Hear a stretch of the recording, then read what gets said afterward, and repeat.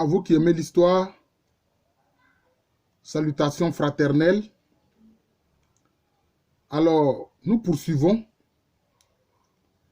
je peux dire, la série de vidéos qui précise et qui indique les événements historiques au-delà du peuplement.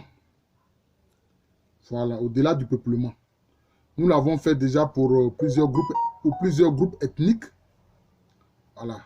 Aujourd'hui, nous voulons le faire concernant les Ojukru, le peuple Ojukru, qui est dans la région de Dabou. Voilà. C'est au sud de la Côte d'Ivoire, dans la région lagunaire de la Côte d'Ivoire. Voilà. Le pays Ojukru, autour de Dabou, n'est pas très loin de la ville d'Abidjan. Voilà. Alors, je voudrais parler donc d'événements historiques qui se sont déroulés en pays Ojukru.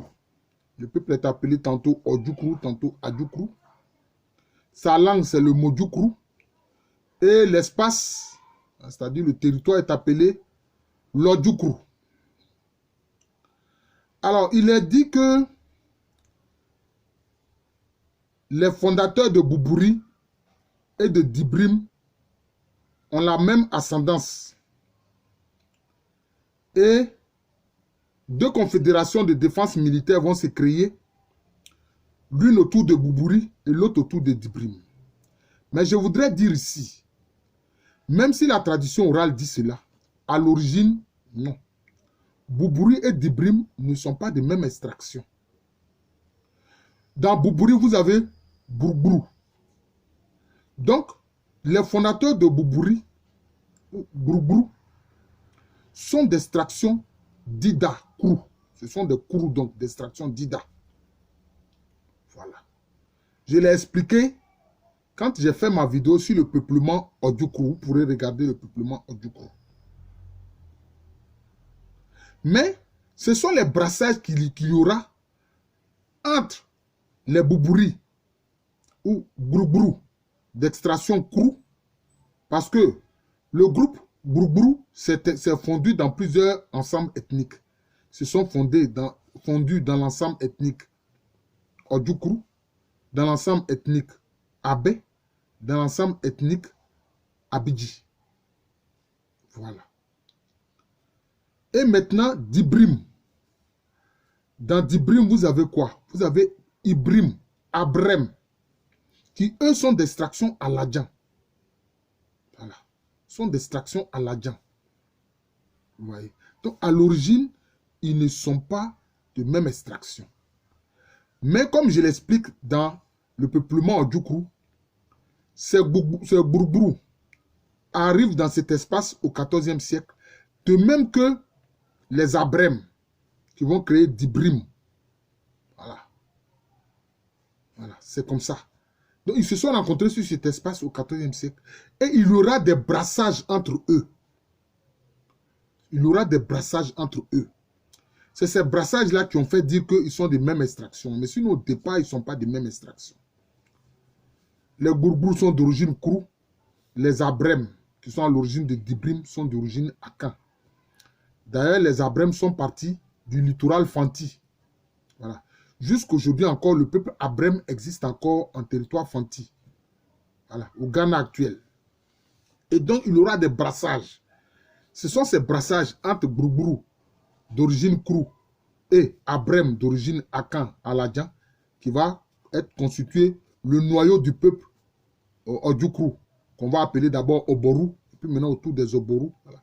Si bien qu'il est dit que, de façon, je peux dire, imagée, il est dit que deux frères seront à l'origine des deux confédérations de défense militaire en pays des Ojukru. C'est-à-dire Am, Egn, parce que le mot Ojukru, Ojukru, c'est une langue qui, quelquefois, on a deux consoles accolées. Deux consonnes accolées. Voilà, c'est comme ça. Am, mais vous voyez, Am, ça fait penser à Amon ou bien Amani. Mais ils disent Amn, Agn. Dit-on n'était pas content de son frère n'était pas content de son frère, qui lui s'appelle Amn S. Voilà. J'ai dit que Amn, ça ressemble à Amon ou Amani. Mais en général, Amani, c'est donné aux enfants qui naissent après des jumeaux. Voilà, c'est comme ça. C'est le nom qui est donné aux enfants qui naissent après des jumeaux. Donc, c'est ainsi. On dit donc, Amn Egn, qui est mécontent de son frère Amn S, quitte Boubouri pour créer Dibrim. Et ils auront un conflit même qui dit on va durer 7 ans. Bon, peut-être que ça a duré moins. Mais 7 ans, vous voyez que c'est symbolique. Hein, le chiffre 7, c'est symbolique. Et donc, il y aura une guerre entre Dibrim et Boubouri. Moi, je pense que c'était une lutte d'influence entre ceux qui sont d'extraction Kourou, ceux de Boubouri, et ceux qui sont d'extraction Akan Aladian, ceux de Dibrim. Mais ils vont finir par s'entendre et à travers des brassages, des mariages, des alliances matrimoniales, ils vont finir par donner le peuple Oboru, autour duquel le peuple Odoukou va se constituer. C'est de ça qu'il s'agit. Alors donc, les deux villages vont prendre la tête de deux confédérations. Deux confédérations. Donc, il y a la confédération de Boubouri qui compte 5 sous-groupes. Alors, ces sous-groupes-là sont appelés Sebol. Sont appelés Sebol. Alors, la confédération de Boubouri compte 5 Sebol, c'est-à-dire 5 sous-groupes qui comprend les Oboru, les Orbafou, les Agbazou, les Aklozou et les Osrou. Hein? C'est comme ça. C'est-à-dire, si on veut résumer, c'est-à-dire Oboru, Orbaf, Agbaz, Aklodj et puis Osrou. Mais bon, le ou que vous voyez là, à la fin, disons est désignatif. Voilà, c'est désignatif. Hein? Les Oboru, c'est-à-dire ceux qui sont Obor, Orbafou, ceux qui sont d'Orbaf, Agbazou, ceux qui sont d'Agbaz, Aklodjou, ceux qui sont d'Akloj, et puis Osrou, ceux qui sont de Osrou. Voilà, c'est comme ça. Maintenant, la confédération de Dibrim compte 3 Sebol, c'est-à-dire 3 sous-groupes, qui sont Dibrim Egn, c'est-à-dire les gens de Dibrim, Oloku et Okosrou. Voilà. Donc, dans l'ensemble, cela fait 8 Sebol. Voilà, 8 Sebol, c'est-à-dire 8 groupements. 8 groupements de défense. Voilà. Mais en réalité, comme j'ai dit là, il y a 2 groupements de défense militaire. Hein, l'un qui compte 5 sous-groupes et l'autre qui compte 3. Voilà.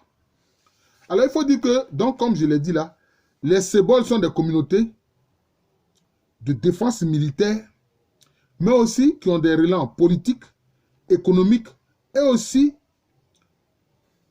des liens religieux et même aussi, cela concerne aussi la gestion des terres et des eaux.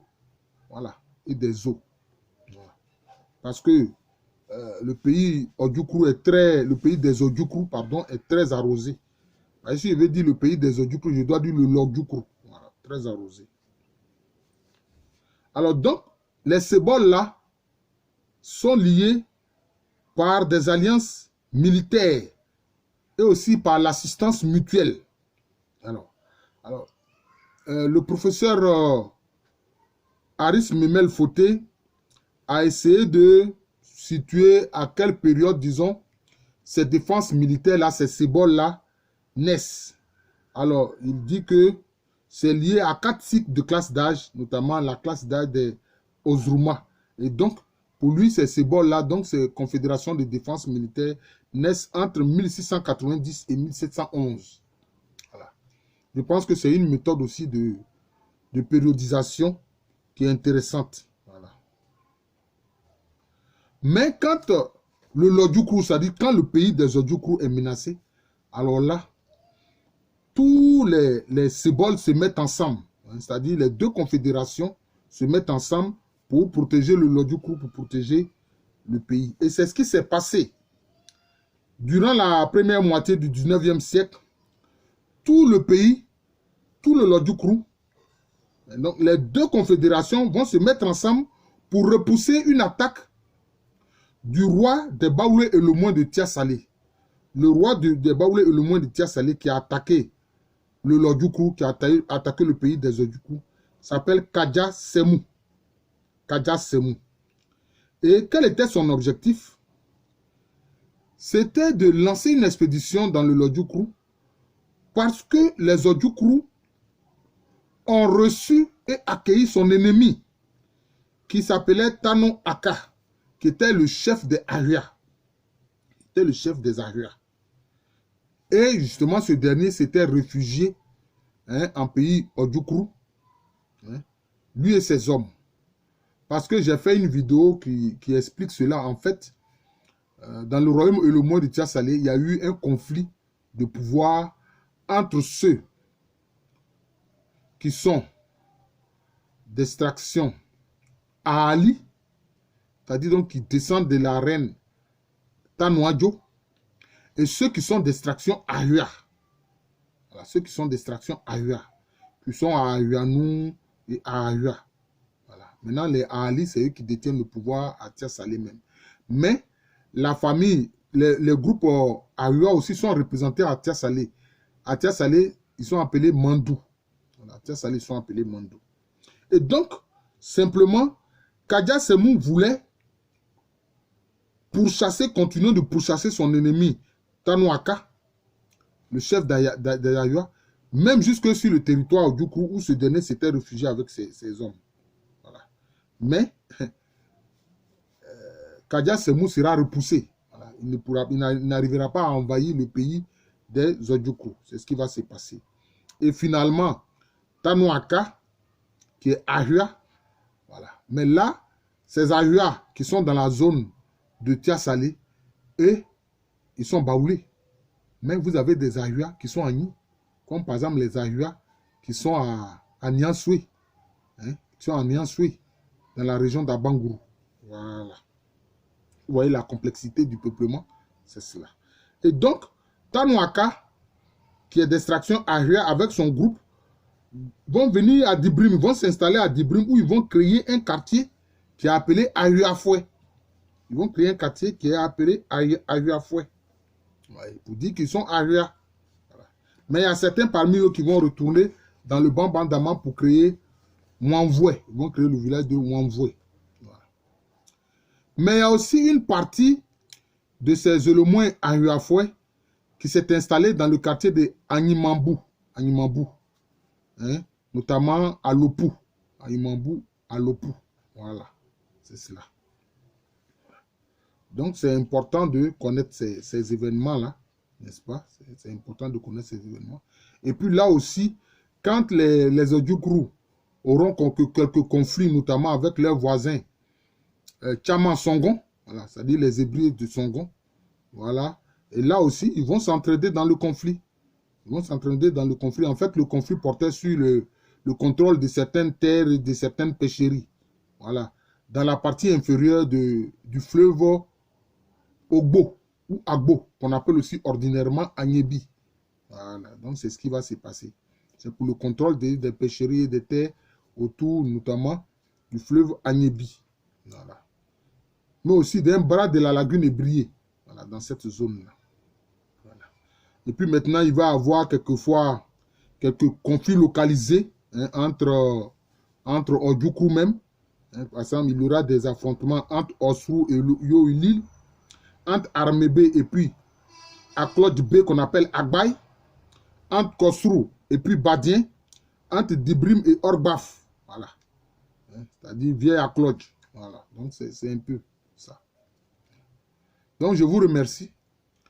À travers cette vidéo, donc, j'ai voulu parler donc, de certains aspects de l'histoire des Odjoukrou, au-delà justement de l'histoire du peuplement. Je vous remercie. Je remercie ceux qui ont de l'intérêt pour cette chaîne YouTube de moi, professeur Alou Kwame René. Vous pouvez avoir accès à cela, professeur Alou Kwame René. Ou bien vous pouvez avoir accès à cela à Kwame René Alou. Voilà, Kwame René Alou. Vous aurez accès à ces vidéos-là. Ça fait près de 500 vidéos. Près de 500 vidéos. Alors donc, j'ai créé une playlist. Vous regarderez, quand vous ouvrez, vous pouvez voir là, c'est mis playlist. À partir de la playlist, si vous cliquez sur la playlist, là, vous allez avoir la totalité des vidéos, la totalité. Vous pourrez les parcourir et puis choisir les vidéos que vous voulez regarder. Voilà. Et puis choisir les vidéos que vous voulez regarder. Et je vous permets de les partager. Voilà. Je vous permets de les partager. Parce que les vidéos que nous faisons, que je fais, c'est comme des naissances d'enfants. Si le bébé n'est pas connu, si on ne fait pas son baptême pour le présenter à la communauté, c'est comme s'il reste dans la chambre. Voilà. Et ça, ce n'est pas intéressant. Donc, il faut partager cela. Voilà. Je pense qu'aujourd'hui, je crois que sur cette chaîne-là, il y a près de... En tout cas, il y a beaucoup d'abonnés. Il y a beaucoup d'abonnés. Je peux dire peut-être, je ne sais pas. Peut-être... On approche peut-être les 2000 abonnés. Mais il faut partager cela. Il faut partager cela. Et c'est ainsi que l'histoire de l'Afrique qui est très riche. Oh, c'est très riche. Voilà. Comme ça, les petits racistes comme Sarkozy, Boxa, ne viendront pas nous minimiser en disant que nous ne sommes pas entrés dans l'histoire. Alors que nous sommes entrés dans l'histoire bien avant eux, bien avant les locodermes. Voilà. Le locoderme n'apparaît sur Terre qu'à partir de moins 20 000, c'est-à-dire 20 000 avant Jésus-Christ. Voilà. Jusqu'à avant 20 000 avant Jésus-Christ, l'homme locoderme, le descendant de Cro-Magnon, il n'existait pas sur Terre, il n'y avait que le noir. Voilà, l'homme noir. Le mélanoderme. Voilà. Merci encore et bonne journée à tous.